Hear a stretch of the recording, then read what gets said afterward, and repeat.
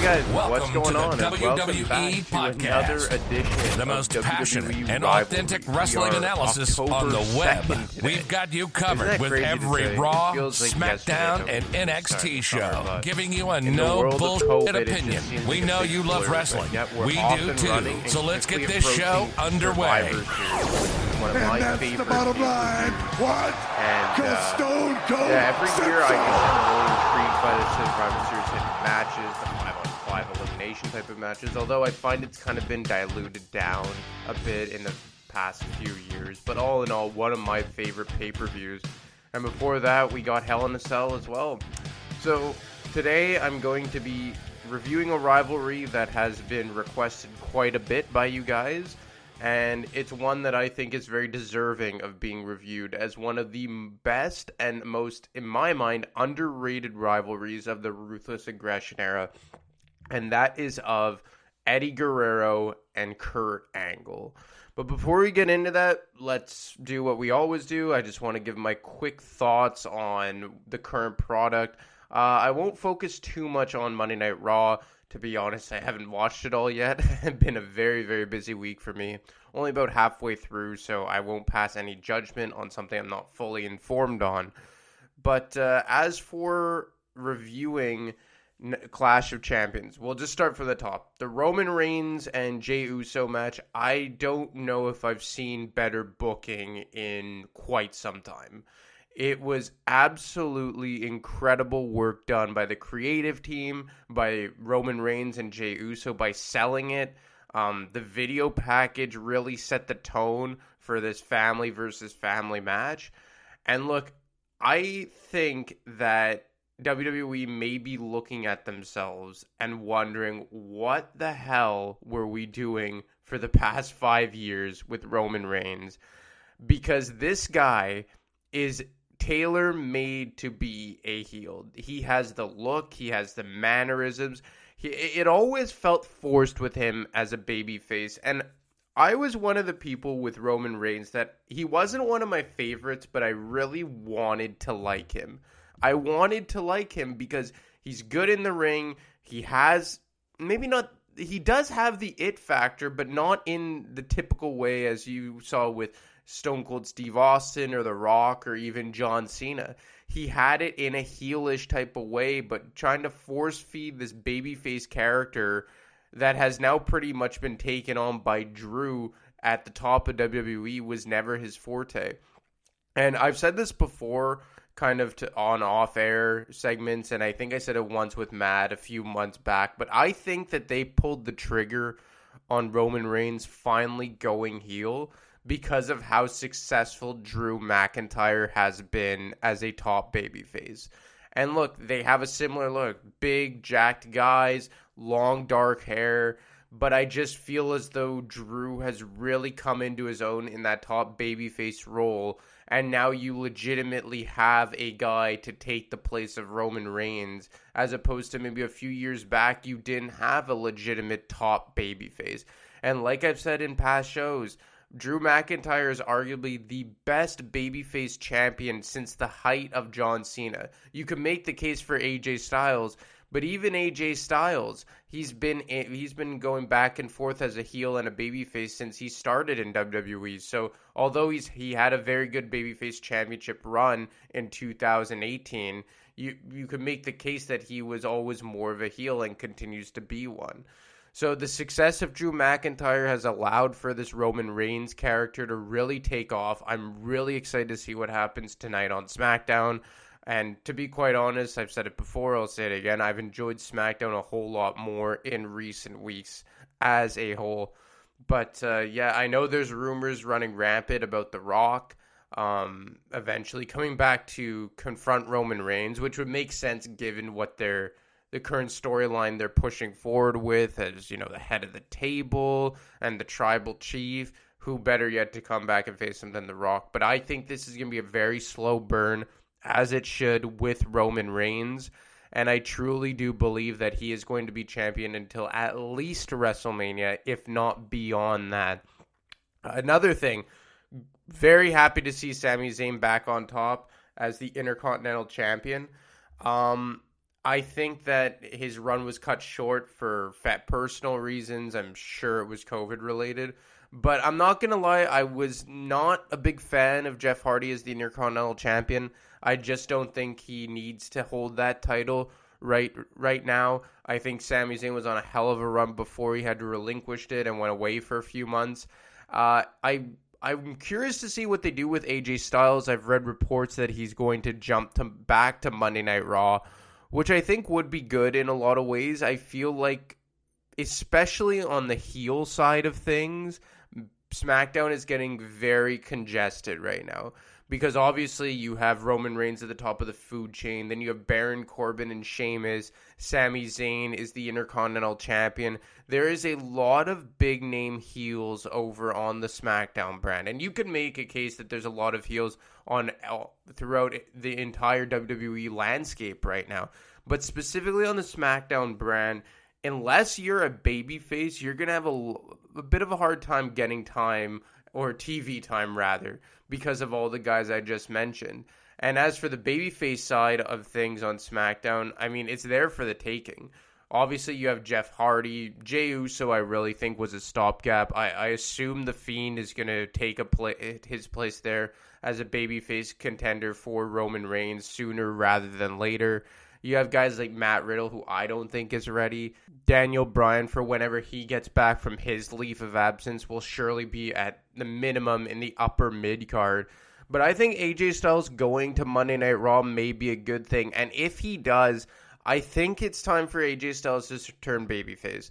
Because even on the Raw side of things right now, I think they still need more babyfaces. Obviously, you have Drew at the top. But then, aside from him, who are top babyfaces? Ricochet, Apollo Crews, Kevin Owens. But on a side note, I'm hoping Kevin Owens goes to SmackDown. I think he's a guy who could use a breath of fresh air, and I would love to see a Roman Reigns, Kevin Owens program. So if they would swap Kevin Owens and AJ Styles and turn AJ Styles heel, babyface rather, it would breathe a breath of fresh air into those two guys' careers right now, because I find they're both in really stale positions and they're two of my favorites. So I'm hoping to see Kevin Owens switch over to SmackDown, potentially challenge Roman Reigns for the WWE Championship, maybe later on in the winter. And this is not to say I hope he wins it, but he's a guy that I would really like to see go up against a Roman Reigns character. And hey, you know what? If The Rock doesn't return and Roman Reigns doesn't have a concrete destination for WrestleMania in terms of who his opponent would be, I think Kevin Owens would be a great opponent for Roman Reigns entering WrestleMania season. To get back on track with AJ Styles, I could see him getting back in the United States Championship picture. I would love to see a program with AJ Styles and Seth Rollins. You know, they had a brief program following WrestleMania 35 after Seth Rollins won the Universal Championship. It was a babyface versus babyface type of program. I find it kind of died in the cradle way too fast, and they rushed into it. And then Seth Rollins quickly moved on to his program with Baron Corbin. So I would like to see a program between AJ Styles and the Monday Night Messiah, both from a character and storyline perspective and from an in-ring perspective, as they're arguably the two best workers in the business right now. And if it means getting Seth Rollins away from the Mysterio family garbage, which I promise I won't rant about again, I would be here for it all day. And look, maybe we could see a babyface versus babyface type of match between Drew and AJ Styles at WrestleMania. I think that would be awesome. It's been a while since we saw babyfaces go head-to-head and main event to WrestleMania. I think that would be cool. I'll be all here for an AJ Styles versus Drew McIntyre WrestleMania 37 main event. And as for the draft in general, I think we're going to see quite a bit of movement here. For one, I could really see Aleister Black potentially moving over to SmackDown. And it's kind of weird to say because I just went on the rant or just kind of spiel about SmackDown being very, very heel heavy. But he's a guy that, again, like Kevin Owens and AJ Styles, have just been kind of stale and stagnant in his current position. I could see Sheamus going over to Raw. He's a guy that I really want to see in a new type of program, even if it's as a babyface. I think Sheamus has been a heel now for over 5 years, and I liked his babyface run when he was World Heavyweight Champion.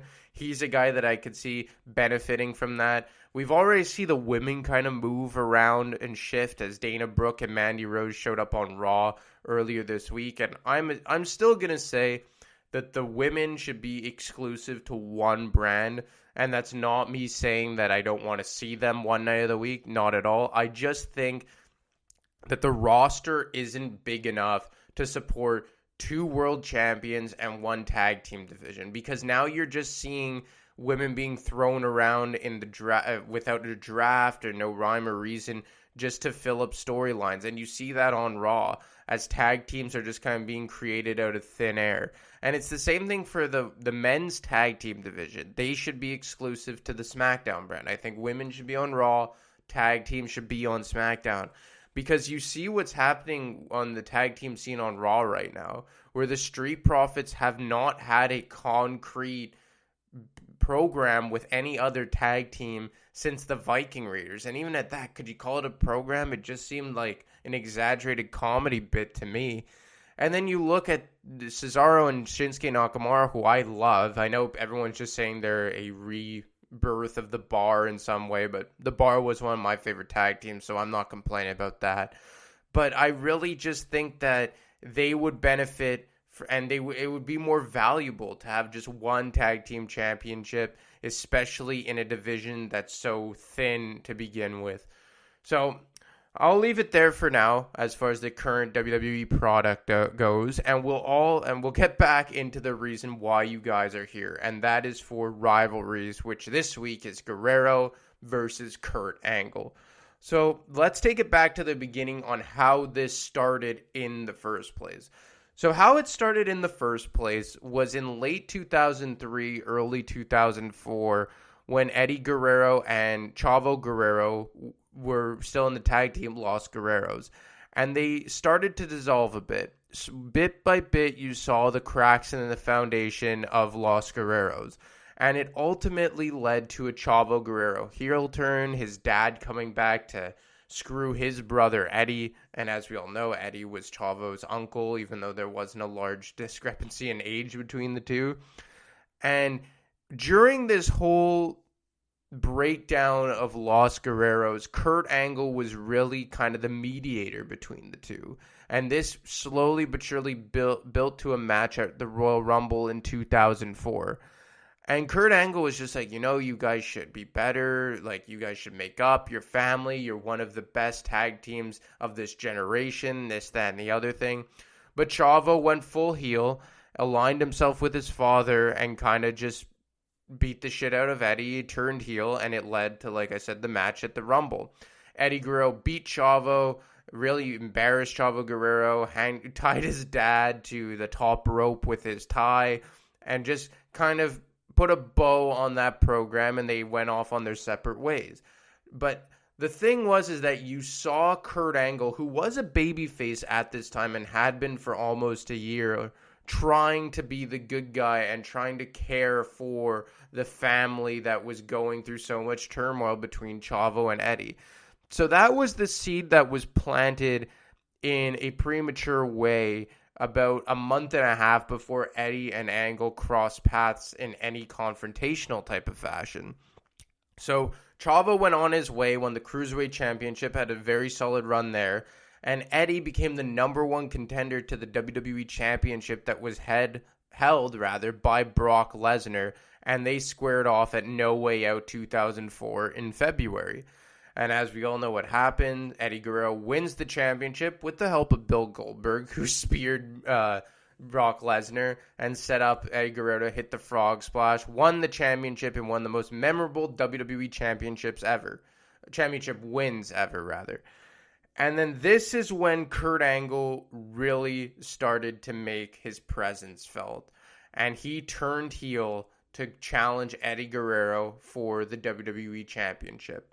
And as I do so much in these rivalries, episodes, I like to give you a listen onto the promo package that was the build to this match, because back in the Ruthless Aggression era and even the Attitude era, the promo packages that WWE would put on were so well done and made you care so much about the match. It really set the tone and made you care going into it. And Matt has said this numerous times, that the build and the story supersedes the in-ring competition and the in-ring quality that the two wrestlers do put on. Because if the story is shit, you're not going to care what's going on in the ring. But this was a special case with Eddie and Kurt Angle, because the build was amazing, and then you could argue that the in-ring ability between the two guys was just as good, if not better, than any other two in the business at the time. So let's take a listen to the build to Eddie Guerrero versus Kurt Angle at WrestleMania 20.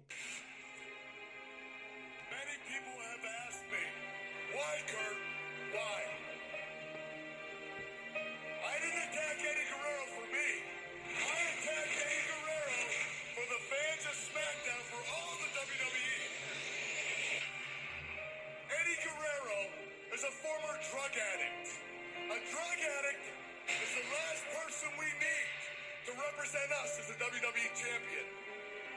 That's why when Eddie Guerrero won the championship, I couldn't just sit there and let Eddie destroy the morals that are the cornerstone of the character of this nation. One day you will thank me for the champion that you can be proud of. Wait a minute! That's the WWE champion, Eddie Guerrero! Kurt Angle! You lied! You dumb people from behind, so I'll tell you what, Holmes. I'm gonna take the fight to you. Officers, I want you to arrest Eddie Guerrero! You're spending the night in jail! There's a poison seeping through the moral fiber of this country. Our WWE champion gets himself arrested, mired in scandal and disgrace. That's exactly what I feared would happen if Eddie Guerrero became champion. Would you feel comfortable if your children were acting like Eddie Guerrero? And Eddie Guerrero as the WWE champion will only bring disgrace and shame to this company for years to come. I won't allow that to happen. I am hereby demanding that Eddie Guerrero issue a public apology for his reprehensible behavior. Tell you I'm sorry. No. No, Holmes. I'm proud to be the WWE champion.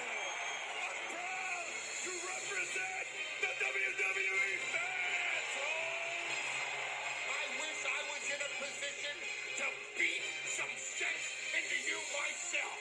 You couldn't beat me if I had both hands tied behind my back. Let me just get this straight. You're serious when you say that, right? Your hands will be handcuffed behind your back. And your opponent, Paul Heyman. Oh! Eddie Guerrero shot to Paul Heyman. Hey, look at Paul Heyman running away. Oh, my God. Kurt Angle? Taz, this is bad. Eddie Guerrero's hands are still handcuffed. We have the greatest fans in the world, but they have no appreciation for what I'm doing.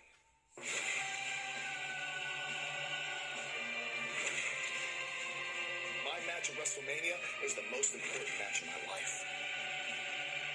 I'm not only fighting for myself, I'm fighting for the future of this company.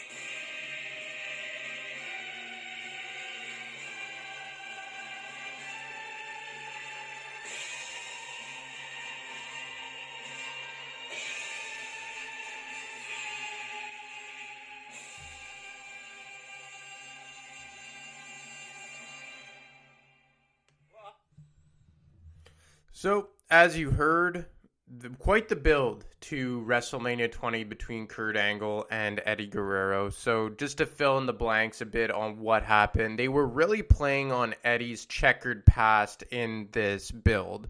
You know, as you heard, Kurt Angle referencing his past addictions and his past criminal record. And if you guys didn't understand, Paul Heyman was the SmackDown general manager at this time, playing the heel role to the best of his ability, like nobody else can. Maybe rivaled by Eric Bischoff, who was just playing the heel GM role on Raw at this time just excellently. I would argue that, now that I think of it, was even better than Paul Heyman. But just a great time for heel authority figures that were not named McMahon on each of the two brands. But Kurt Angle was he turned heel after pretty much being a babyface for all of 2003.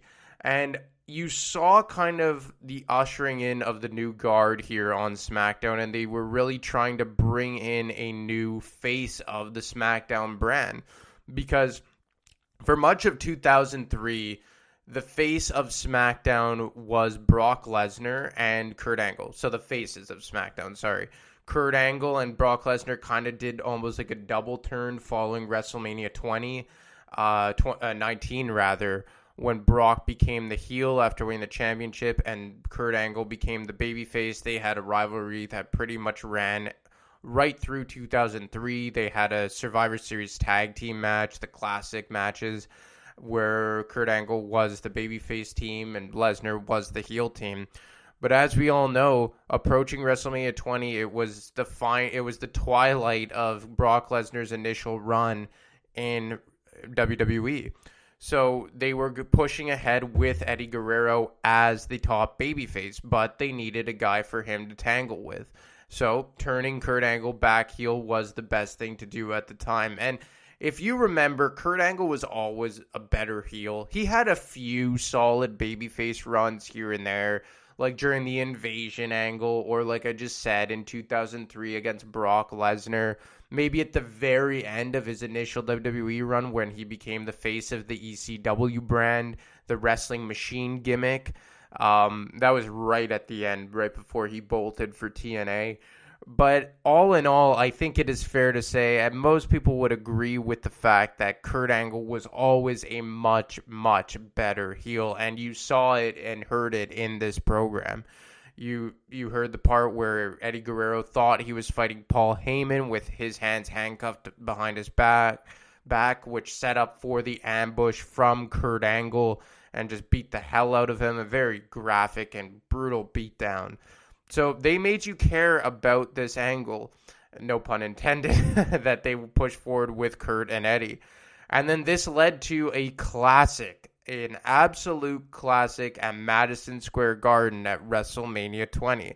And as you would assume, these guys just left it all in the ring. One of the best wrestling matches on the card. And the one thing, though, is that this match, at least for me, gets kind of lost in the shuffle because of how strong this pay-per-view was. And we kind of touched a bit on it last week about when we were talking about the Rock and Sock Connection versus Evolution down in, I would say, almost like the lower mid-card on this pay-per-view, because you had, the Fatal 4-Way Tag Team matches on both brands. You had the main event of Benoit, Shawn Michaels, and Triple H. You had a returning Undertaker as the Dead Man versus Kane. You had Goldberg versus Lesnar with Austin as the special guest referee, which it turned out to be just an absolute tire fire and a gong show. But leading into the pay-per-view, everyone thought that it was going to be awesome. You had Chris Jericho and Christian in a very personal feud that involved Trish Stratus in a love triangle. The initial match of John Cena at a WrestleMania, winning his first title against The Big Show.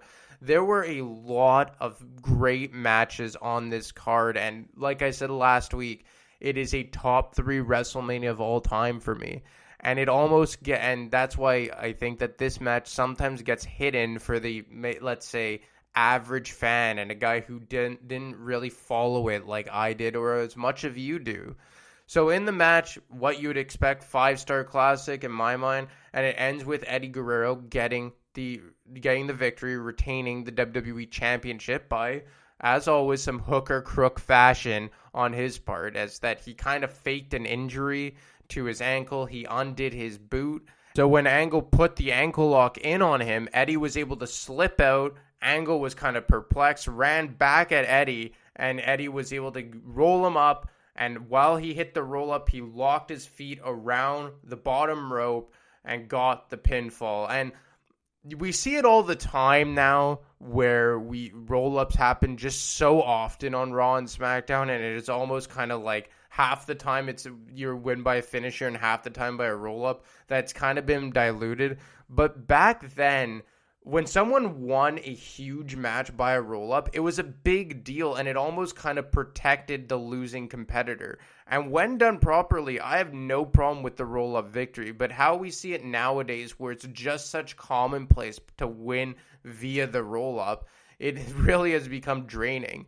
And this was an instance where I had no problem with Eddie Guerrero winning on the roll-up, because it played to his gimmick as the lying and cheating, stealing type of guy, plus being able to hook the rope at the same time, and also protected Kurt Angle, as he lost, but did he actually lose? It was almost kind of like a fluke, and I just had no issue with this type of roll-up victory. And I also point back to the 2002 match between Shawn Michaels and Triple H, when Shawn Michaels kind of did the sunset flip into the roll-up and got the pin. In these types of situations, when they're done few and far between, I have no issue, but that's a completely different story as we see today, where it's just so often that we see roll-up victories, and it just becomes kind of annoying and aggravating because it dilutes the actual meaning of the roll-up. So Eddie retains the WWE Championship, and following WrestleMania 20, Kurt Angle gets an injury after being chokeslammed by The Big Show, and actually comes back as the SmackDown general manager, and Paul Heyman had quit on television, but I believe had been let go in real life. Not really sure what the real story was there. But nevertheless, Kurt Angle comes back to be the SmackDown general manager. And if you guys don't remember, he was kind of in a wheelchair at this time, really playing on the fact that he couldn't walk, was legitimately injured. And he made it his mission as SmackDown general manager to make Eddie Guerrero's life a living hell. And after Angle got injured, there was really no opponent for Eddie Guerrero to, tangle with. And that's when we saw the birth of John Bradshaw Layfield after the split of the APA. And that led to a brutal street fight between JBL and Eddie Guerrero at Judgment Day, and ultimately culminated at the Great American Bash in June of 2004 in a Texas bull rope match. And this was kind of the same concept. I don't know if they've ever done a Texas bull rope match since then. It was kind of a weird gimmick match. But it was the same kind of concept of a strap match. They were both hooked on the wrists to one another. And how to win is you had to tap each turnbuckle 4 times without being interrupted. So near the end of the match, it was another pretty brutal, gruesome match. I believe John Bradshaw Layfield was bleeding like a stuffed pig again. They each had tapped each turnbuckle 3 times. So they were tied 3-3. So the guy to tap the final turnbuckle would win. And I remember this like yesterday. John Bradshaw Layfield had his back to the final ring post that had to be touched, or the turnbuckle that had to be touched. And Eddie Guerrero took a running leap, jumped over him, and tapped the turnbuckle for the win. Or so we thought. Kurt Angle rolls out and plays an instant replay footage of John Bradshaw Layfield's shoulder touching the turnbuckle first, before Eddie's hand reached over his back and hit the turnbuckle, thus awarding JBL the WWE Championship in one of the most shocking and bizarre title wins that I can remember, as a guy who just 3 months prior was a mid-card tag team type of competitor and had been for the preceding 5 years.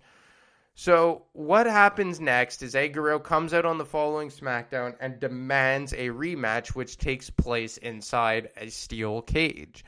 And during this match, a masked man, El Luchador, comes out and costs Eddie the title match.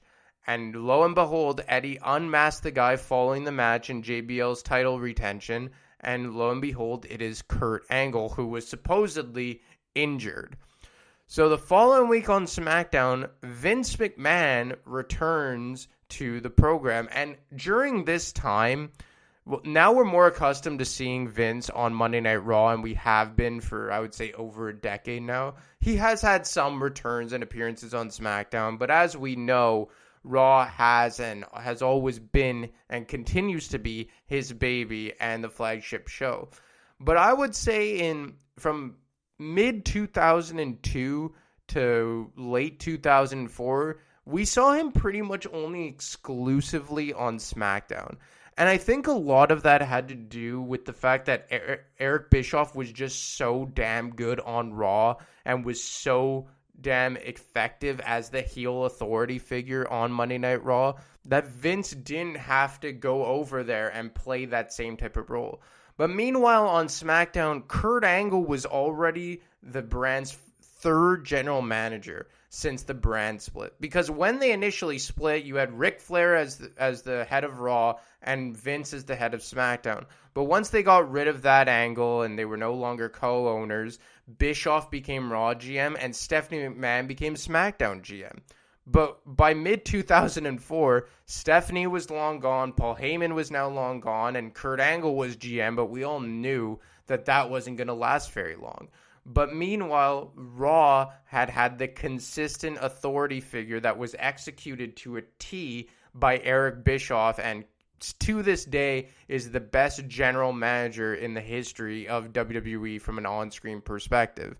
So I think Vince constantly came back on SmackDown to kind of play that overbearing heel authority figure type of role because they didn't have it in any consistent way on SmackDown and hadn't since the beginning of the brand split. So Vince comes back on SmackDown to confront Kurt Angle as the SmackDown general manager, and this is what transpires. So for your own good, Eddie Guerrero, I'm ordering you to come out here right now because you're about to learn a very valuable lesson. That being, you don't cross the boss.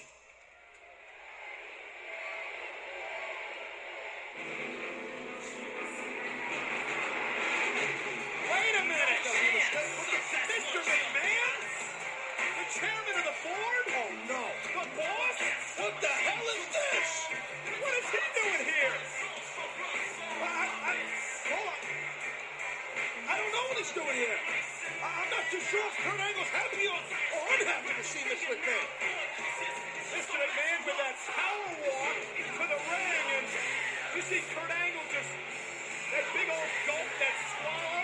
He doesn't know, Kurt Angle doesn't know what Mr. McMahon's doing out here either. I had no idea Mr. McMahon was getting, well, he don't answer anybody. He's the chairman of the board, for God's sakes, but what is Mr. McMahon doing here? A shocker.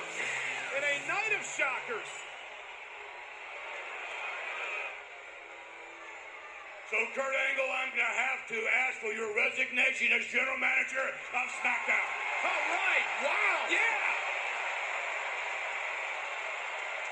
Whoa. What's Kurt? Mr. McMahon, if I don't have this job, I'll be jobless. I can't wrestle, I can't do anything. I'm in pain every single night. Are you begging me, Kurt? Yeah, I'm begging you. I'm begging you, Mr. McMahon, please let me keep my job. Stand up, you make me sick. Stand up, get up. I'm going to tell you the same thing you told a lot of other people here tonight. Kurt Angle, yes! Whoa! All right! Oh my God, I don't believe it! He deserved it. Oh, what the hell?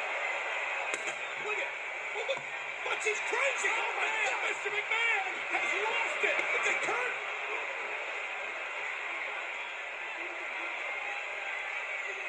Look at you. There's not a damn thing wrong with you. You can move as well as you always have.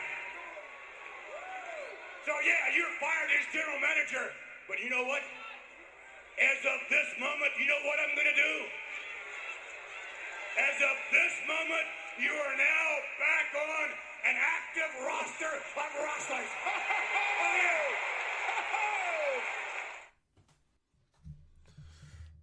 So as you heard, Vince McMahon comes out and, in a rare babyface type of promo, fires Kurt Angle as SmackDown general manager. And it was pretty funny because Kurt Angle was really playing on the fact that his knee was hurt and he couldn't walk without a crutch. Vince McMahon, obviously not buying it, kicks the crutch out of Kurt Angle's hand and actually chases him around the ring trying to decapitate Kurt with the crutch. And another interesting thing I heard in that promo, I don't know if you guys caught it, but Vince McMahon said that Kurt Angle, as of that moment, was on the active roster of wrestlers. Wow, imagine hearing that nowadays. Not superstars, not performers, but wrestlers. So it was a different time in many aspects. So then I remember Eddie Guerrero comes out in his lowrider. Vince McMahon takes a ride in the lowrider with Eddie Guerrero. And like I said, a rare babyface return and promo for Vince McMahon. And this sets the tone for Eddie Guerrero versus Kurt Angle on a build for a rematch at SummerSlam 2004. And on the course to SummerSlam, you see Eddie Guerrero cut some promos making fun of Kurt Angle. I remember he brings out a picture of Kurt Angle, just the mustache on him. And we see a very much anticipated rematch. But this time, no title is on the line because Bradshaw is the champion. So they have the rematch at SummerSlam 2004, and Kurt Angle gets the rematch, gets the win. And they kind of played on what happened at WrestleMania 20 as Eddie Guerrero undid his boot again, but Kurt Angle this time actually just removed his boot, hooked the ankle lock in on Eddie Guerrero with no boot on. So it was just straight on a barefoot with just a sock, and Eddie Guerrero ends up tapping out. And one thing about Kurt Angle when he was a heel that I kind of liked is that he got a lot of clean victories on baby faces. And usually you don't like to see that because obviously you want to protect the baby face, much like we saw in at Clash of Champions this past week, where like Drew McIntyre won, but with the help of 3 interfering competitors of Shawn Michaels, Big Show, and Christian. You don't typically like to see a babyface win in an unclean fashion or the heel go over on a top babyface in a clean way. But with Kurt Angle, much like we see with Brock Lesnar a lot of the time, and I assume that we're going to see with Roman Reigns now, sometimes it's good and effective to make a heel win in a clean fashion. And Kurt Angle did that a lot because you had to push him as a legitimate badass, as a legitimate wrestler, which he was. He had an amateur background. He did win an Olympic gold medal. So every now and again for Kurt Angle to win in a clean way, I thought was very effective. And we saw it in his program with Shawn Michaels at the following WrestleMania, when he beat Shawn Michaels as one of the best WrestleMania matches of all time in a clean way. So Kurt Angle wins this match, and now they're 1-1.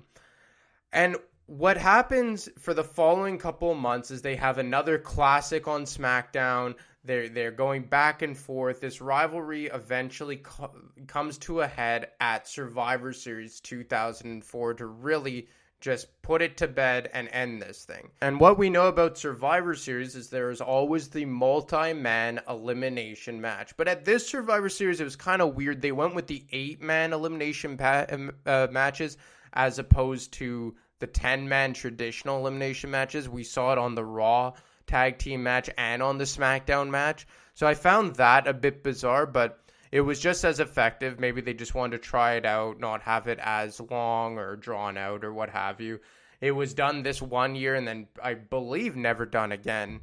And just to say, on the Raw side of things, you had Chris Benoit, Chris Jericho, Maven, and Randy Orton going up against Triple H, Batista, Gene Snitsky, and Edge. And then on the SmackDown side of things, you had Team Guerrero versus Team Angle. Team Angle was Kurt Angle, Mark Jindrak, Luther Reigns, and Carlito. And if you don't remember Mark Jindrak and Luther Reigns, they kind of became the heavies for Kurt Angle at this time. Luther Reigns was a guy who just had the look that, Vince McMahon and company like, but just had about as good as a personality as a broomstick. And Mark Jindrak, a very interesting case. He was actually supposed to be a replacement for Batista in Evolution, was a good friend of Randy Orton. And if you watch the Ruthless Aggression era episode on Evolution, you got the full 411 on what exactly happened with Mark Jindrak. But looked like $1 million, but he was one of those dime a dozen guys who looked really good but just didn't have a personality, and his career almost kind of died in the cradle.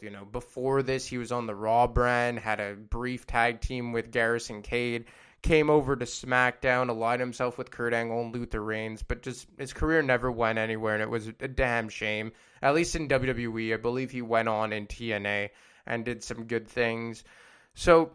And then Carlito, who had just been on the main roster for a little over a month. And then you had Team Guerrero, who was comprised of, obviously, Eddie Guerrero, The Big Show, Rob Van Dam, and John Cena. And there was an underlying story to all this because, as I previously mentioned, Carlito had just been on the main roster for a little under 2 months, I want to say. I believe he debuted in early October of that year. And he, on his first ever SmackDown appearance, beat John Cena for the United States Championship. And then in this storyline, they had this angle where John Cena had been stabbed in a nightclub and was off of television for quite some time. And it was rumored to be Carlito.